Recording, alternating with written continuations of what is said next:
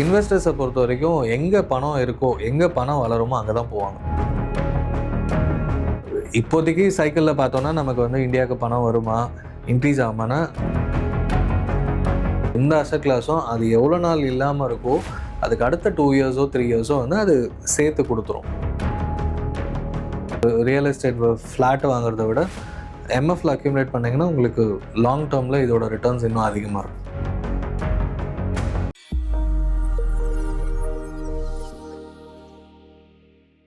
Hello Zebu viewers, நான் உங்கள் விஜய் கண்மணி. So market பார்த்தீங்கன்னா கடந்த ஒரு 1.5 வருஷமாகவே டவுனில் தான் இருந்துச்சு, இன்னுமே டவுனில் தான் இருக்குது. இது எப்பப்பா சரியாகும் அப்படின்ற பல கேள்விகள் நம்மளுக்குள்ளே இருக்கும். ஸோ இது எப்போ வந்து கரெக்ஷனா இல்லைனா வந்து ஒரு டெம்பரரி ஃபேஸ்லேருந்து மறுபடியும் மாறிடுமா அப்படின்ற ஒரு பேனிக் சுச்சுவேஷனில் இருப்பீங்க. ஸோ இந்த விஷயத்துக்குமே அதே மாதிரி இந்த சுச்சுவேஷனை எப்படி நம்ம வந்து பாசிட்டிவாக நம்ம எடுத்துக்கிறோம், என்னென்ன டூஸ் அண்ட் டோன்ட்ஸ் பண்ணணும் அப்படின்றதுக்கு ஒரு தெளிவான விளக்கம் கொடுக்கறதுக்காக நம்ம கூட இணைஞ்சிருக்காரு நிதி ஆலோசகர் கணேசன் திரு அவர்கள். அவர்கிட்ட கேட்டு தெரிஞ்சுக்கலாம். வணக்கம் சார். வணக்கம். எப்படி இருக்கீங்க சார்? நல்லா இருக்கும் சார். இப்போ நான் சொன்ன மாதிரி தான் ஒரு 1.5 வருஷமா மார்க்கெட் நம்மளுக்கு டவுனில் தான் இருக்குது. சரி, நம்மளுக்கும் வந்துரும்னு பார்த்தா இன்னும் ஒரு 2 இயர்ஸும் இப்படி தான் ஆகும் அப்படின்ற மாதிரி ப்ரெடிக்ட் பண்ணியிருக்காங்க. ஸோ இது நீங்கள் எப்படி பார்க்குறீங்க? இது ஜஸ்ட் ஒரு கரெக்ஷனா சார்? எப்படி இன்வெஸ்டர்ஸ் மைண்ட் செட் எப்படி இருக்கணும்? இப்போ மெயினாக பார்த்தீங்கன்னா ஈவன் யூஎஸ்ஆ இருக்கட்டும், இல்லை எந்த market, Taiwan market as well as Korea, எல்லாமே வந்து எங்கெல்லாம் ஏஐயோட ரிலேட்டட் கம்பெனிஸ் இருக்கோ அது வளர்ந்துருக்கு. இப்போது சவுத் கொரியாவில் வந்து சாம்சங், அப்புறம் ஹெங்ஸ்ன்னு ஒரு கம்பெனி, அப்புறம் இன்னொன்று, இதுதான் வந்து மெஜாரிட்டி மார்க்கெட் இன்க்ரீஸ் ஆனதுக்கு காரணம்.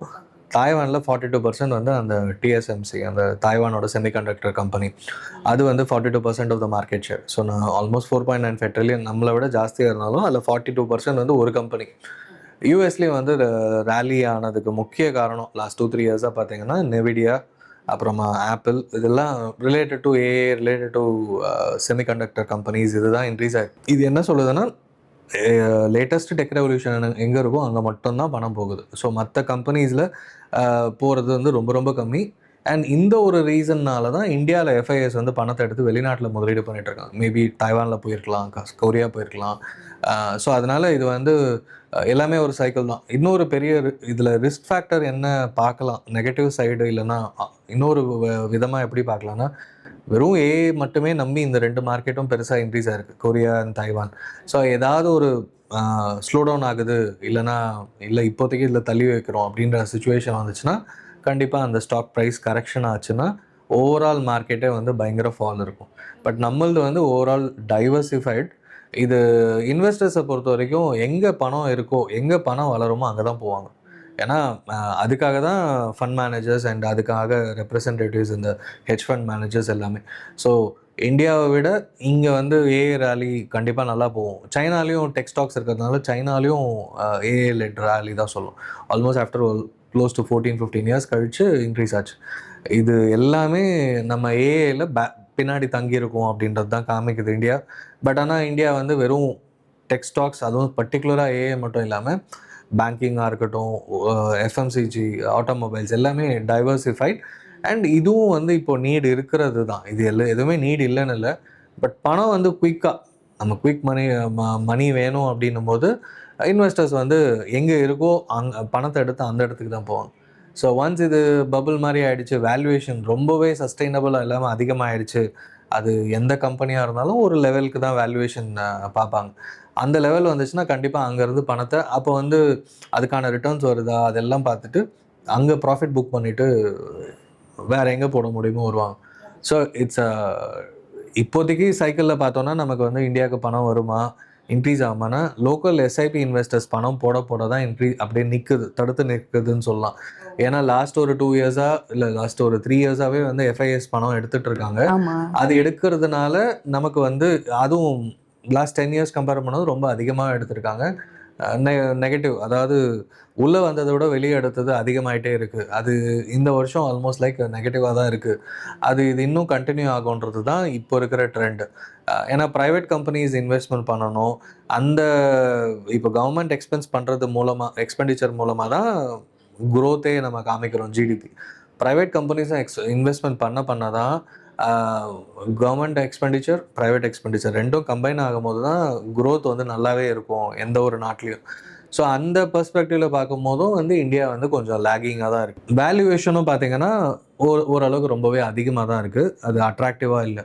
இப்போ நம்ம தாய்வானும் சவுத் கொரியா எடுத்தோம்னா இந்தியாவோட 20 கம்பேர் பண்ணும்போது அவங்க 10, 12, 14 அந்த லெவலில் தான் இருக்காங்க. ஸோ இந்த மாதிரி வேரியஸ் ரீசன்ஸ்னால இந்தியாவிலேருந்து பணத்தை எடுத்து வெளிநாட்டில் முதலீடு பண்ணுறாங்க. பட் இது வந்து ஒரு ஃபேஸ் தான் சொல்லணும். ஒரு ஒரு ஒரு காலகட்டம், மேபி இன்னொரு 6 மந்த்ஸில் நமக்கு சேஞ்சஸ் வரலாம். அண்ட் இந்த ரீசன்ஸ்க்காக தான் நமக்கு வந்து இன்னொன்று இப்போது யூஎஸ் ஈரான் பிரச்சனை வந்ததுனால ஆட்டோமேட்டிக்காக நமக்கு க்ரூட் ஆயில் ப்ரைஸ் இன்க்ரீஸ் ஆகுது அப்படின்றது நம்ம கண்கூடாக தெரியுது. லாஸ்ட் 2 வீக்ஸில் வந்து கண்கூடாக ஒரு 7-8 ரூபாய் இன்க்ரீஸ் பண்ணியிருக்காங்க. இது கண்டினியூ ஆகும் தான் எல்லாருமே எதிர்பார்க்குறாங்க. ஸோ இது வந்து மக்களுக்கு டைரெக்டாக பாதிப்புன்றதை தாண்டி ஆல்ரெடி கமர்ஷியல் கேஸ் இன்க்ரீஸ் பண்ணாங்க. அதனால் ஹோட்டல்ஸ் பாதிச்சாங்க, நிறைய பேர் மூடிட்டாங்க, நிறைய பேர் கிடைக்கல, டிமாண்ட் அதிகமாச்சு. இப்போ சிஎன்ஜி ப்ரைஸஸ் இன்க்ரீஸ் பண்ணுறாங்க. இப்போ யாரெல்லாம் இது மூலமான இம்பேக்ட்னு பார்த்தாலே நமக்கு ரொம்ப அதிகம். சில இண்டஸ்ட்ரீஸ்லாம் க்ரூட் ஆயிலோட பை ப்ராடக்ட்ஸ் தேவைப்படுது, அதுவுமே வந்து தட்டுப்பாடு அதிகம் இருக்குதுன்னும் போது அந்த கம்பெனிஸும் வந்து சூரத்லலாம் டைல் இண்டஸ்ட்ரீஸ், கிளாஸ் இண்டஸ்ட்ரீஸ்க்குலாம் நிறைய தேவைப்படும், அது மூடியிருக்காங்க. ஸோ இதோட இம்பேக்ட்ஸ் வந்து இந்தியாவில் வந்து அவுட் ஆஃப் த ப்ளூ, அதாவது அவுட் ஆஃப் சிலபஸில் ஒரு கொஸ்டின் கேட்ட மாதிரி ஆயிடுச்சு இந்தியாவுக்கு இப்போது. அப்போ வந்து ரிஸ்க் ஃபேக்டர் அதிகமாக இருக்குது இந்த வருஷம். ஜிடிபி ஃபோர்காஸ்ட்டும் 7.6%லேருந்து 6.6% குறைச்சிட்டாங்க. அண்ட் இந்த பிரச்சனை முடியல அப்படின்னா க்ரூட் ஆயில் இன்னும் அதிகரிக்கும், இல்லை இதே லெவலில் தான் மெயின்டைன் ஆகும். இன்னும் ஒரு 3 மாதம் 6 மாதம்னா கண்டிப்பாக ஜிடிபி பர்சன்டேஜ் இன்னும் குறையும் அப்படின்றது கண்கூடாக தெரியுது. ஸோ அதனால் இந்த வருஷம் ரிட்டர்ன்ஸ் எக்ஸ்பெக்ட் பண்ணாதீங்கன்னு சொல்லுவேன். ஸோ நீங்கள் வந்து ரிட்டர்ன்ஸ் எக்ஸ்பெக்ட் பண்ணாதீங்க. பட் என்ன பண்ணுறீங்க, எஸ்ஐபி கண்டினியூ பண்ணிங்கன்னா ₹200 இருக்கிற ஒரு என்ஏவி, ஃபார் எக்ஸாம்பிள் ஒரு ஃபண்டு வந்து ₹200 என்ஏவியில் இருக்குது அப்படின்னா அந்த ரேஞ்ச்லேயே வந்து ஒரு 2 வருஷமாக ஒரு 180, 200, 190, 210 இந்த ரேஞ்ச்லேயே தான் சுற்றிட்டு இருக்கு அப்படின்னா இந்த ரேஞ்சில் நிறைய அக்யூமுலேட் பண்ணுறீங்க.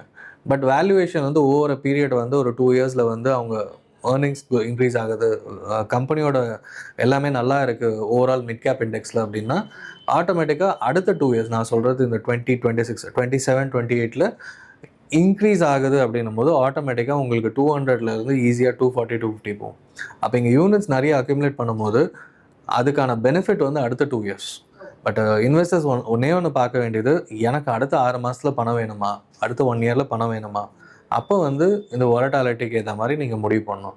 எனக்கு வந்து இன்னொரு 3 இயர்ஸ் இருக்குது, நான் இது ரிட்டையர்மெண்ட்டாக இருக்கலாம், பசங்க எஜுகேஷனாக இருக்கலாம், லாங் டேர்ம் யோசிக்கிறேன், ஒரு இந்த 3 இயர்ஸ் மினிமம் இருக்குது அப்படின்னா தாராளமாக எஸ்ஐபியை கண்டினியூ பண்ணுறது நல்ல விஷயம். Okay sir. ஸோ நீங்கள் பேசுகிறப்ப இப்போ சொல்லியிருந்தீங்க செமிகண்டக்டர்ஸ் அண்ட் ஏஐயோட ரேலி போயிட்டுருக்கு அப்படின்னு சொல்லிட்டு. ஸோ இந்தியாவுமே அதுக்கு ஈக்குவலாக வந்து ட்ரை பண்ணிட்டு தான் இருக்காங்க நம்ம சொல்லலாம். ஸோ இப்போ இந்த ஆப்பர்ச்சுனிட்டியை வந்து நம்ம இன்வெஸ்ட்மெண்ட் வந்து இந்தியா ரேஞ்சில் நம்ம பண்ண முடியுமா சார் இந்த மாதிரி கம்பெனிஸில்?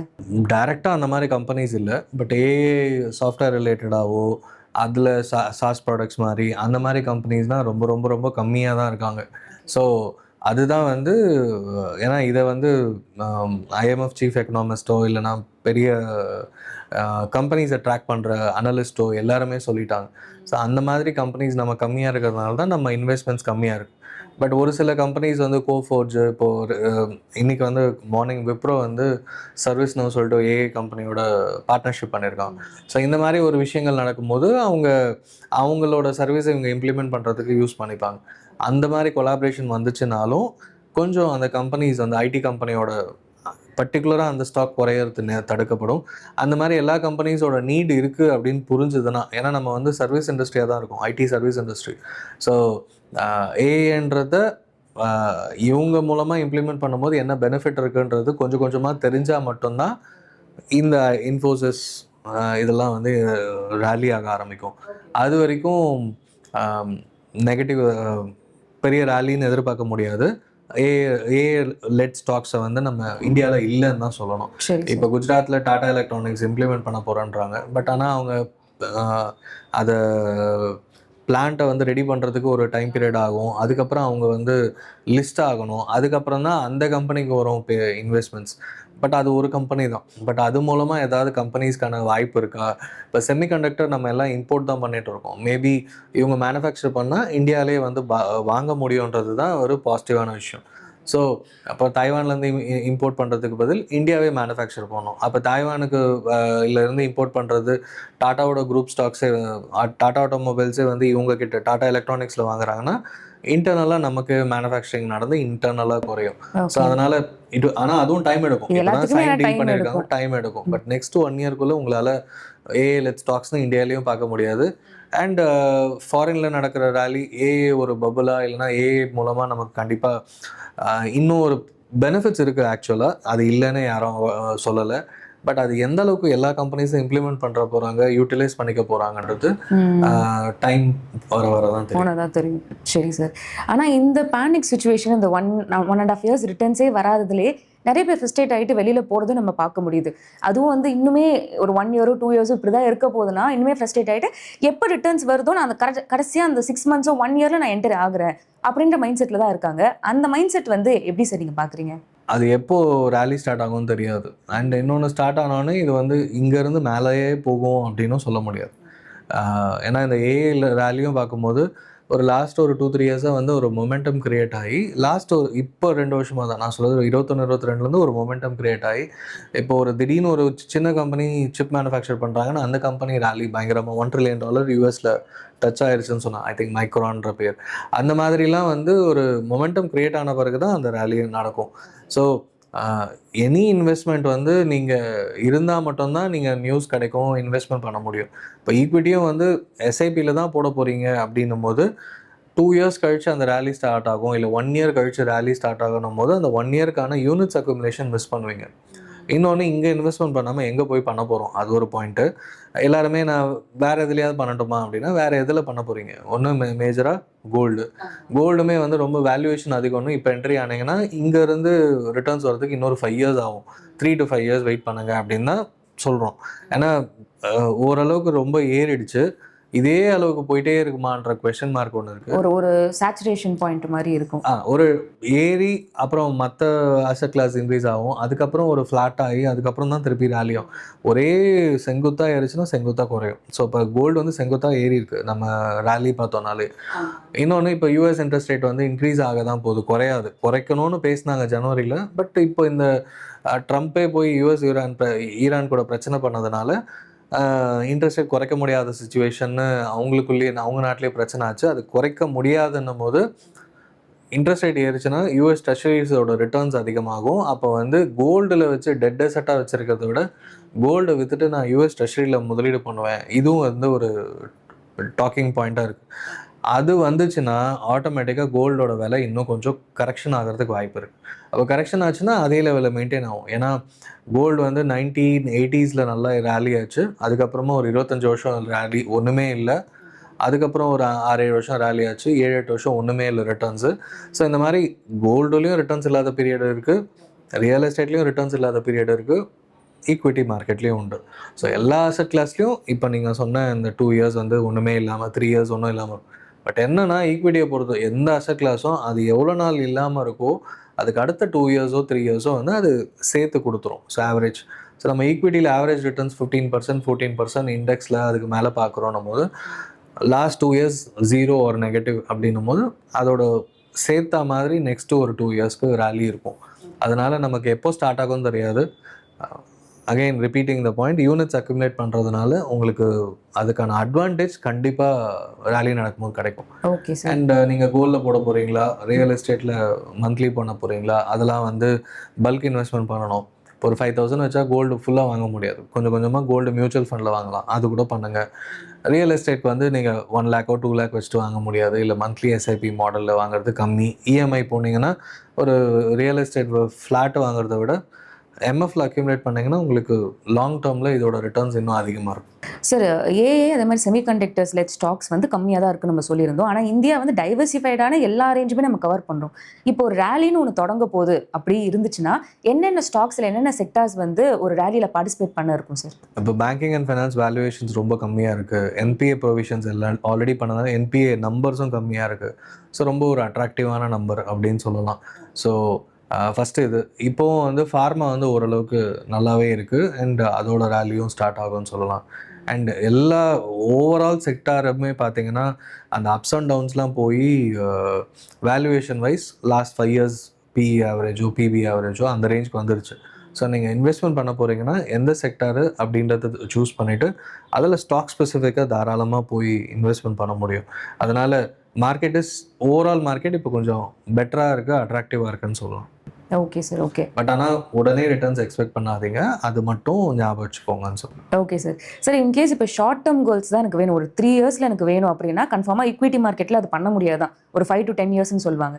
ஆனால் இப்போ இந்த ஷார்ட் டேர்ம் கோல்ஸுக்கு இப்போ நீங்கள் எது சார் சஜஸ்ட் பண்ணுவீங்க? 3 இயர்ஸில் ஈக்விட்டின்றது கொஞ்சம் ரிஸ்க்கு தான். பட் ஆனால் இப்போ இருக்கிற market condition last 2 years market returns இல்லாததுனால எனக்கு பரவாயில்ல ரிஸ்க் எடுக்கிறேன் அப்படின்னு சொன்னீங்கன்னா மேபி பேங்க் நிஃப்டி இண்டெக்ஸில் இன்வெஸ்ட்மெண்ட் பண்ணலாம். மியூச்சுவல் ஃபண்டாக இருந்தால் இண்டெக்ஸில், banking stocks, financial services sector stocks அதெல்லாம் பண்ணலாம். ஏன்னா வேல்யூவேஷன்ஸ் ப்ரைவேட் பேங்க்ஸில் நல்லாவே குறைஞ்சிருக்கு அப்படின்ற பெர்ஸ்பெக்டிவில் பண்ணலாம். அண்ட் ஃபார்மா வந்து சேஃப் பெட் எப்போவுமே. ஏன்னா இப்போ இருக்கிற கண்டிஷனில் எல்லாத்துலேயுமே ரிஸ்க்னும் போது இதில் தாராளமாக பண்ணலாம். அண்ட் பவர் அண்ட் இன்ஃப்ரா, இப்போ ஏஏ லெட் ஸ்டாக்ஸ்னு இருக்கும்போது நமக்கு டேட்டா சென்டர்ஸ்லாம் வந்து கூகுள் சொல்லியிருக்காங்க, மெட்டா சொல்லியிருக்காங்க இந்தியாவில் எஸ்டாப்ளிஷ் பண்ண போகிறோம். அப்போ அது இல்லாமல் நிறைய கம்பெனி அண்ட் இந்தியாவோட பவர் ரெக்குவயர்மெண்ட்டும் வருஷம் இன்க்ரீஸ் ஆகுதுன்னும் போது இன்ஃப்ராஸ்ட்ரக்சர் ரெக்குவயர்மெண்ட் அதிகமாக இருக்குன்னும் போது பவர் அண்ட் இன்ஃப்ரா ரிலேட்டட் எம்எஃப்ஆ இருக்கலாம், இண்டெக்ஸாக இருக்கலாம், அது தாராளமாக ஸ்டார்ட் பண்ணலாம். அண்ட் டிஃபென்ஸ் இண்டெக்ஸும் ஓவரால் அக்ராஸ் த வேர்ல்டு வந்து பதட்டமான சூழ்நிலையை கிரியேட் பண்ணிகிட்டே இருக்காங்க எல்லா தலைவர்களும். அப்படின்னும் போது இது வந்து டிஃபென்ஸ் துறைக்கான முதலீடுகளாக அவங்களா பார்க்குறாங்களா, இல்லை அது ஒரு இதுவாக டாக்கிங் பாயிண்ட்டாக இருக்கா அப்படின்றது இப்போ லாஸ்ட் 3 மந்த்ஸில் யூஎஸில் நடந்த இன்வெஸ்ட்மெண்ட்ஸை வச்சே எல்லாருமே சொல்கிறாங்க. ஸோ அப்படின்னும் போது டிஃபென்ஸ்லேயும் வந்து ஒரு குட்டி எக்ஸ்போஷர் வச்சுக்கலாம் அப்படின்னு சொல்லி. Okay sir, okay sir. So நிறைய விஷயங்கள் நம்ம பேசணும். எப்போ வந்து இதே மாதிரி மார்க்கெட் டவுன்லேயே தான் இருக்குமா, எப்போ இது முடியும், அதே மாதிரி ரேலி பற்றி நிறைய விஷயங்கள் பேசணும். So thank you for this conversation sir.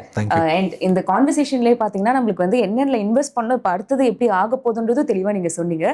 So கன்ஃபார்மாக பார்க்குற ஆடியன்ஸ்க்கு ரொம்பவே பயனுள்ளதாக இருக்கும். Thank you for this conversation. And அதே மாதிரி உங்களுக்கு ஏதாவது வந்து சந்தேகங்கள் இருந்தால் மறக்காமல் இந்த வீடியோவோட கமெண்ட் பாக்ஸில் கமெண்ட் பண்ணுங்கள். இந்த வீடியோ உங்களுக்கு பிடிச்சிருந்தா லைக் பண்ணுங்கள். இதே மாதிரி வீடியோஸ் பார்க்குறதுக்கு ஜீபு யூடியூப் சேனலை சப்ஸ்கிரைப் பண்ணிக்கோங்க. தேங்க்யூ.